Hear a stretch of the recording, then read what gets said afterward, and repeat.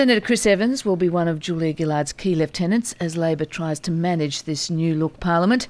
Chris Evans is the government's leader in the Senate and the incoming Minister for Jobs, Skills and Workplace Relations, and now Tertiary Education, a late addition to his title.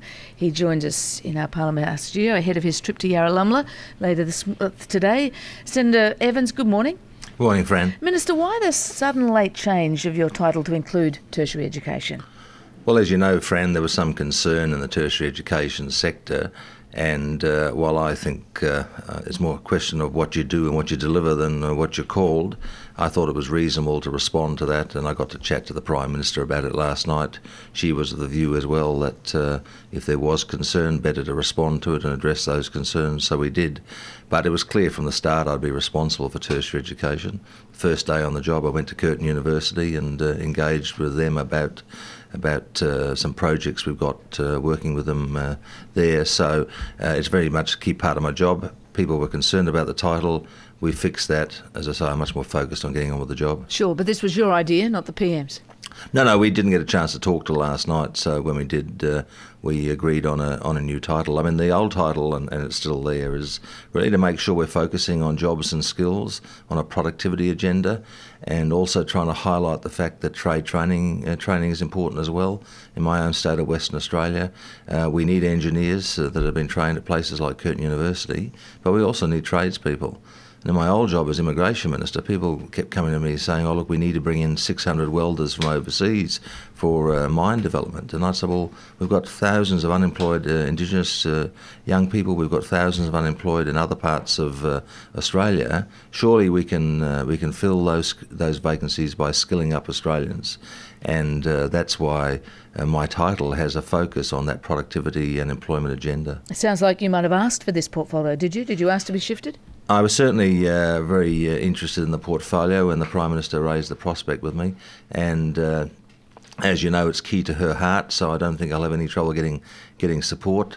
And she's looked up our commitment to the area. I mean, there's been a lot of talk about cabinet ministers in the portfolio. The reality is we've added an additional cabinet minister to the portfolio to try and drive the huge agenda we've got in this area.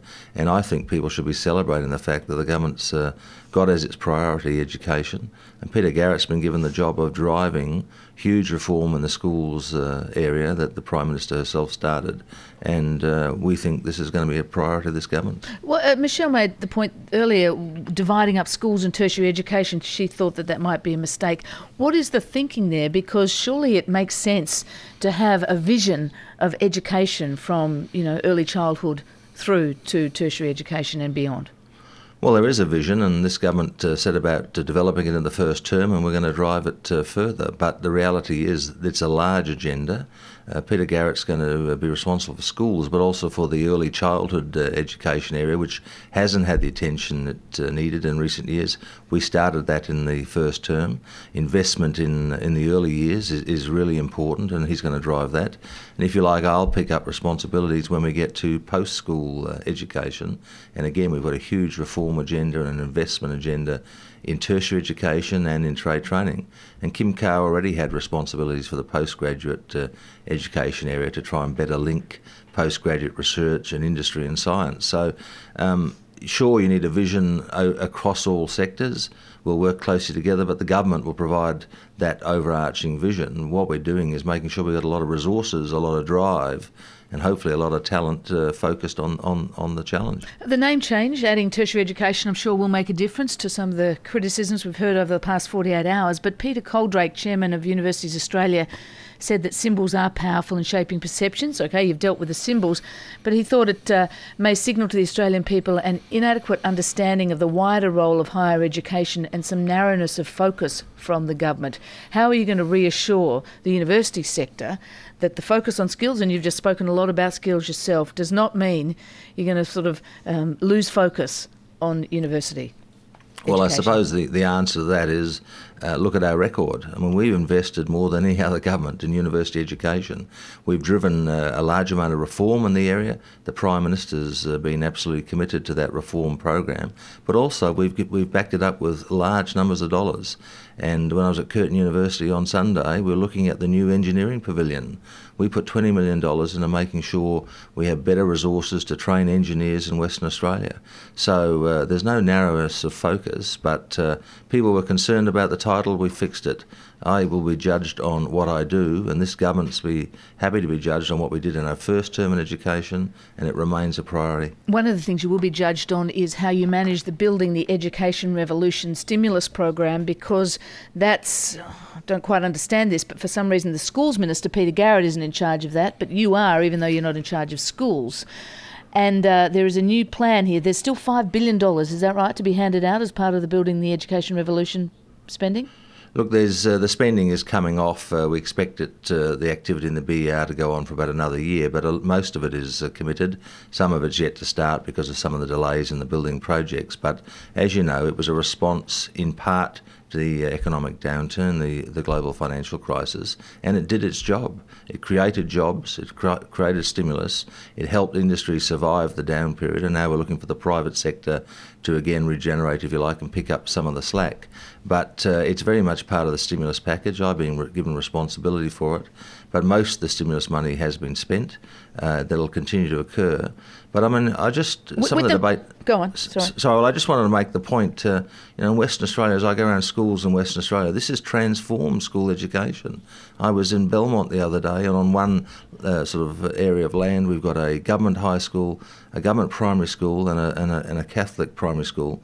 They've all been transformed. They've all received enormous amount of new facilities to give better educational outcomes for our kids. And that's true for many schools, happy. But it's not true for every school, and there has been price gouging, there has been waste and mismanagement. What are you going to do to make sure that the remaining money is spent in the best interests of taxpayers? Well, as you know, we've had an Auditor General's report, and we've also appointed Mr. Brad Orgel to oversee a review of that. The early reports are that there are a small number of schools that have experienced problems.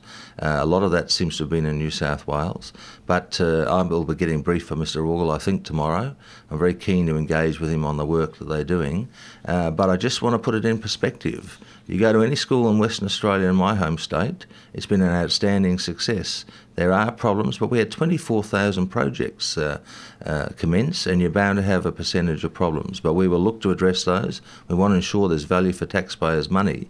But let's not forget that we have actually invested more in schools than has happened for many years, and there are a lot of kids now who are going to get a much better education, and teachers who are going to be able to teach in much better facilities than was ever the case before. And Minister, just finally and fairly briefly, but you're also the government leader in the Senate. Now, Senator Stephen Fielding has backed away a little from his threats to use his casting vote to block the government's legislative agenda. Have you spoken to Senator Fielding yet? Not yet, but he and I stay in contact. Look, Senator Fielding's never been a spoiler. He's a Conservative senator, and it's been difficult to get he and Senator Xenophon and the Greens in the cart for anything. It's always been a bit of a challenge, but the reality is on something like the Fair Work bill, Senator Fielding supported the government. Julia Gillard was able to convince him of the merits of that. We'll work with Steve Fielding on important legislation, and I'm sure he'll be constructive when we get to those debates. Chris Evans, thank you very much for joining us on Breakfast.